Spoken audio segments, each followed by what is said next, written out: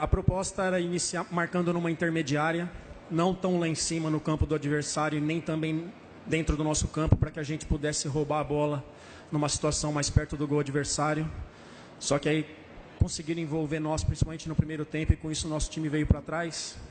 Mas mesmo assim conseguimos aproximação, triangulações, uma finalização do Rodriguinho, chegando com o cruzamento do Arana. Mesmo assim a gente conseguiu equilibrar bem o primeiro tempo. E o segundo tempo senti a nossa equipe mais solta, entendendo mais o que estava sendo o jogo. E por isso que a gente cresceu no segundo tempo. Já deve ser quase umas 30 partidas que eu dirijo do Corinthians como técnico, entre interino e agora. 25, 30 jogos, eu não sei. Não gosto de falar de arbitragem. Mas fiz questão de ver o lance do Wellington Ney em cima do Léo Jabá agora no vestiário. Eu fiz questão. Não dá. Né? Não dá. Já teve a situação do Gabriel no jogo contra o Palmeiras, da expulsão, que foi um lance com o Maicon. Procurei não falar. Mas é uns erros na frente do Bandeira, na frente do quarto árbitro. E coisa que não dá para ficar passando. A gente quer profissionalizar cada vez mais o futebol e esses erros não são aceitos, não dá. Depois eu nem sei se a expulsão do Wellington nem foi justa. Não sei. Não sei se quis compensar em cima do primeiro lance. Mas errou ele, o quarto árbitro e o Bandeira.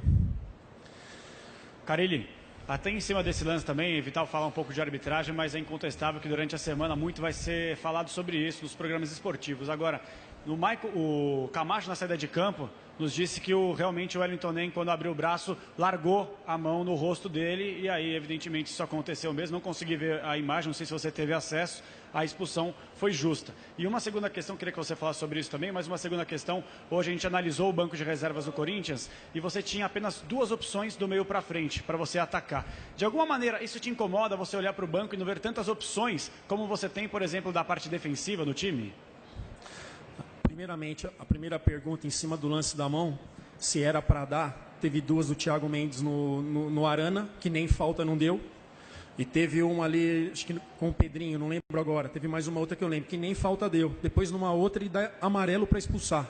Então é falta de critério mesmo, né? Tá difícil de entender. Tem árbitros que tá difícil de entender o que eles querem do jogo. E a gente tem que estar atento e concentrado para tudo. Não é um incômodo. Não é um incômodo. Acho que nós da comissão temos que trabalhar em cima daquilo. Não dá para ficar lamentando, se eu tivesse outro atacante. Não tenho. Então eu trabalho em cima da minha realidade para aquele jogo. Né? Então, no jogo que nós empatamos contra o Red Bull em casa, eu só tinha o Guilherme de mais avançado. Hoje eu já tinha o Guilherme e o Léo Jabá para velocidade. Então, eu não sou de ficar preocupado e lamentando, e sim buscar soluções para os meus problemas. Carille, à sua esquerda. Falando agora um pouquinho sobre a questão tática, né? Você colocou o Maicon aberto pela esquerda para dar um suporte, imagino, para o Guilherme Arana. Na direita ficou o Léo Príncipe e o Pedrinho, e o Rogério utilizou bastante isso. Você percebeu isso no intervalo ou durante o primeiro tempo ainda? Porque parece que você conseguiu corrigir essa questão no segundo tempo. O que você pode falar tanto sobre o Rogério ter atacado muito pelo lado direito da defesa do Corinthians, quanto essa sua escolha de meter o Maicon aberto pela esquerda? Eu tinha preocupação das entradas pelo centro da equipe do São Paulo. Por isso procurei congestionar mais ali, com o Maicon fazendo bem. É um jogador que joga em várias posições, já jogou assim em Mirassol. Sabendo que a gente podia ter dificuldade pelo lado direito. A gente entra em campo sabendo aquilo que a gente pode tirar de aproveito e aquilo que a gente pode sofrer. Eu tinha um plano B, que era de fazer um 4-1-4-1, com Gabriel como primeiro, Rodriguinho pela direita, Michael pela esquerda, com Jadson e Pedrinho aberto, Pedrinho pela esquerda. Não senti necessidade de fazer, a gente estava conseguindo controlar bem o jogo. O São Paulo não conseguiu, o Cássio trabalhou muito pouco no jogo, a gente acabou tomando um gol de bola parada que tanta gente trabalha, mas eram as duas opções que eu tinha para esse jogo que eu tinha trabalhado. Fábio, aquela história do resultado e do desempenho, né? Se olhar para um lado, o Corinthians não vence 5 jogos. Por outro lado, o empate nas circunstâncias que aconteceu, foi um ótimo resultado para vocês? Empatar clássico fora de casa é sempre bom. Os resultados não estão vindo nesses jogos. É ruim para time grande quando fica 5 jogos sem vitória. Mas olhando pelo lado positivo, a gente está conseguindo ver o nosso elenco, está conseguindo colocar moleques para jogar, garotos para jogar, caso de Pedrinho, Michael, Arana, daqui um pouquinho o Marcial. Léo Jabá. Então, por um outro lado, a gente está conhecendo melhor o nosso grupo, o nosso conjunto dentro dos jogos, para quando chegar na fase decisiva, se a gente conseguir passar as fases agora do Campeonato Paulista, quartas e semifinal, a gente tem 9 jogos decisivos no mês de abril. 9. Acho que para o Corinthians isso é inédito. Se a gente passar nas quartas, passar a semifinal, 9 jogos. Então a gente vai precisar do grupo. Não sei quem. O jogo, a semana vai mostrar, não sei quem. Por isso é a preparação de todos. Fábio, aqui na frente. Mais uma vez, que tipo de experiências então você conseguiu fazer hoje, testando a molecada? Você falou disso durante a semana no CT.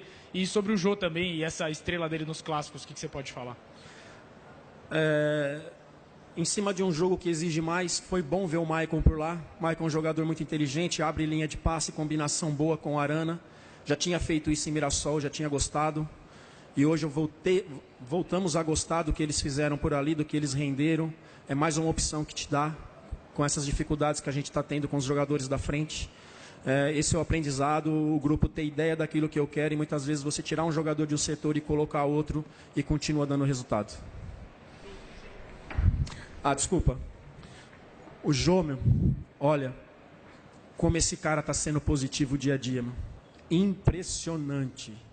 Desde quando chegou, final de outubro mais ou menos, que ele está trabalhando, dá força para os meninos, trabalhador, tira do jogo, no caso que eu tirei, não jogou contra o Audax, o Casim fez gol contra o Palmeiras, ficou fora, foi o que mais falou no vestiário antes do jogo, cara muito positivo, e muitas vezes essas coisas puxam para ele mesmo, né? Sendo abençoado, sendo felizardo e a gente conseguindo os resultados. Carille, quero te ouvir sobre uma dessas funções diferentes que a gente viu e foi ver o Jadson mais por dentro, né? Normalmente as últimas vezes que ele atuou foi mais pelo lado direito. Te ouvir sobre sua avaliação a respeito do Jadson mais centralizado e a respeito também dessa sequência da temporada, né? Como você já destacou, o Corinthians vai ter muitas decisões no mês de abril. Como é que você vai usar o próximo jogo? Mais para descansar o pessoal? Mais para preparar para essas decisões mesmo? Não tem descanso. A gente está estamos indo para a última rodada da fase classificatória com 2 pontos de vantagem sobre o Santos, 4 pontos de vantagem em cima do São Paulo.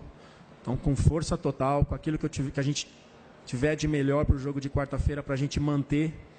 Porque se as coisas continuarem assim, a gente passando pelas quartas de final, indo para a semifinal, a gente hoje só decide com o Palmeiras se o Palmeiras chegar numa final com a gente fora de casa. Então, é força total. A respeito da pergunta do Jadson, sempre deixei claro, quando o Jadson acertou, que ele joga em qualquer uma posição dessa segunda linha de 4. Então, o Rodriguinho está fora, tomou o 3º cartão, Pablo também. Amanhã a gente começa a esboçar a equipe para a quarta. Carille, aqui. Boa noite. Boa noite.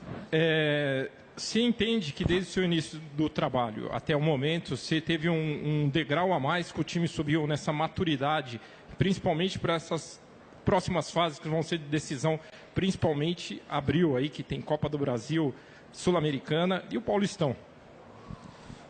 Sim, chegamos bem fortalecido, conhecendo melhor o grupo. Questão de Maicon, veio em outra posição. Questão de Jadson, que estava jogando aberto, jogando por dentro. A gente chega mais fortalecido. E eu estou muito feliz, né? Foi a única equipe que não perdeu o clássico até agora, com 2 vitórias e um empate. Então isso é maturidade para a gente chegar mais fortalecido sim para esse mês de abril. Obrigado, gente. Amanhã 9h30, tá? Quem? Essa é a palavra do técnico Carille, o treinador do Corinthians, falando do empate. Ele elogia o Jô e, convenhamos, com todo merecimento, né? O torcedor do Corinthians pode reclamar do Romero, do Casim, do Léo Jabá, mas não dá para falar nada do Jô. O Jô está reabilitado para o futebol e nesse ataque pobre na temporada do Corinthians, ele sobra na turma. E faz gol em clássico, o que é importante. Tem um detalhe, estava comentando aqui com o Rodrigo acompanha o jogo muito mais atento, né? Lógico. Nós estamos no ar aqui, né? No Rodada da Fox, falando sobre a seleção brasileira. Teve um lance que o jogo é de cabeça do zagueiro E o Corinthians faz o gol, já praticamente no finalzinho do jogo. O Rodrigo pode falar melhor. E naquele momento a gente estava aqui, eu falei assim, ó, não houve nada, né? Coisa de arbitragem que o Simon vai falar daqui a pouquinho. Mas é claro que naquele momento deu para ver que não houve falta nenhuma e seria o gol da vitória do Corinthians naquele momento, não, Rodrigo? Concorda? Exatamente. E o sistema de jogo do Corinthians, você sabe que o Corinthians é um time que se fecha muito bem, defensivamente é muito forte.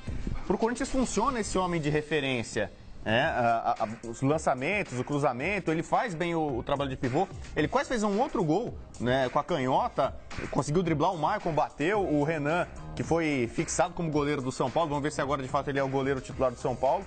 Mas o Jô foi muito bem, quando ele ia pro mano a mano, ou especialmente na bola aérea, o jogo por cima, ele costumava levar vantagem sobre a defesa são paulina. E a gente estava falando agora do Fred, né, que o Fred de fato os números faz um grande campeonato estadual. 10 gols no Campeonato Brasileiro. O Jô também foi um jogador de seleção. Eu sei que é contestada a presença dele e tal, dizem que até mesmo a comissão técnica na Copa do Mundo questionou a presença do Jô, mas ele tá indo bem no estadual. É porque ele tinha sido campeão da Libertadores em 2013 e tinha ido bem na Copa das Confederações. Exatamente. Acho que é esse lance lá, que ele toca de cabeça, olha só, limpo, na bola, somente na bola.